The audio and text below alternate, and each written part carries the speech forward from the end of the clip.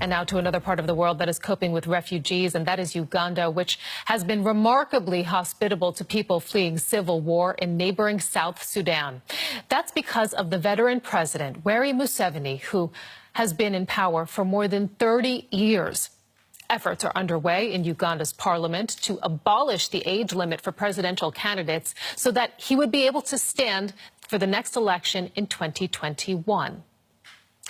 Let's get some more now on this story. We are joined by Norbert Mao, president of the opposition Democratic Party in Uganda. He's joining us in the studio this afternoon. Thanks so much for being with us. As we just heard there, Museveni in power for the past 30 years. A controversial leader for that very reason, the fact that he has been in power for so very long. Last year, he was reelected with more than 60% of the vote. How do you think he managed that? Museveni was quite appealing when he came because of Uganda's violent history and the kind of challenges the country was facing. He was a kind of breath of fresh air. Many leaders, including President Clinton, called him one of the new breed of African leaders. He talked about democratizing the country.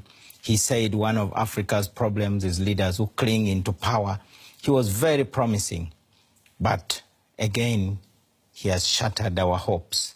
He manages to stay into power by changing rules to favor him. First and foremost, he came and said he needed time to make a new constitution. After making the constitution, he said he needed to test drive the constitution for 10 years, after ruling for 10 years without elections. Then we went into a vote to turn the country into a multi-party democracy. He then said he needed time to test drive multipartyism. Now, to do that, he had to change the constitution. He bribed members of parliament in order to remove the constitutional term limits. Now, we have another hurdle that he wants to remove, the constitutional age limit of 75. So what is your role then as an opposition party in all of this? Because, you know, obviously, I mean, you must have problems with the way that he's governing. He has turned the country's central bank into his private ATM. He uses the money to bribe voters at every election. He also leans heavily on the army. He refers to the army as his personal army. The policy on oil is thoroughly personalized.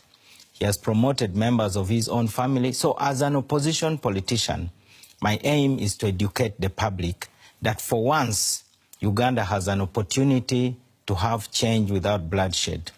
Uganda has never had peaceful change, ever since independence. So apart from coming together during elections, which have become really a bogus ritual, because of bribery, intimidation, vote stuffing. Right now, we want to mobilize the general population.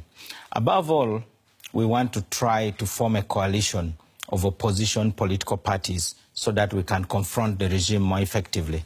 Other than education, mobilization, forming this coalition that you're talking about, what changes do you think are most urgent for Uganda? What are your hopes for the future? First of all, we need to tackle corruption. The economy is not growing at the rate that we expected. We have a lot of inequality, particularly between the north, which had a long 20-year-old war, and the southern part of the country. Uganda's population is very young. The unemployment rate is very high. This restless population is a powder keg, so you could say Uganda is really sitting on a time bomb. But above all, the solution lies in political change. If we can get that right, all these other issues will be sorted. Will you talk with us a little bit about the refugee situation in the country? Because we mentioned that right before your interview, the fact that, you know, you have these refugees who are coming in from South Sudan. We're told that they're allowed to work from day one. And they're given an allotment of 900 square meters of land with the right to remain in the country permanently once they're registered. How does Uganda manage that? And do you approve of this refugee policy? As Ugandans, it's our duty to welcome refugees because for long we were a net exporter of refugees. during the turbulent regimes of Idi Amin and the subsequent regimes, we had to flee into the neighboring countries. Some Ugandans had to leave the continent altogether. So we have learned the hard way that you do unto others as you wish done unto you. We support the refugee policy. However, as an opposition politician, I need to state it clearly that in the case of Sudan and the Congo, we are both the problem and the solution. It's the Ugandan army which is propping up the regime of Salva Kiir. So we are actually part of the catalytic forces that lead to refugee situation. But as a humanitarian endeavor, Uganda's position is supported across the political aisle.